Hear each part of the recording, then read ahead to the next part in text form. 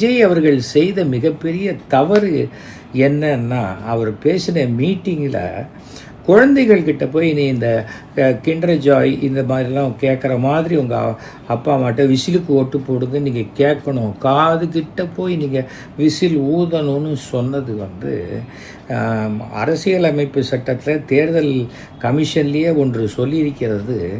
அதாவது சிறுவர்களை பிரச்சாரத்துக்கு உபயோகிக்கக்கூடாதுன்னு சொல்லி. இவர் என்னடானா பப்ளிக்காகவே அதை கேட்டிருக்காரு.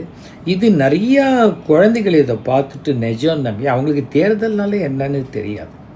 முன்னாடிலாம் 21 வயசு தான் ஓட்டு போட்டோம், இப்போ 18 வயசு ஆக்கிட்டாங்க.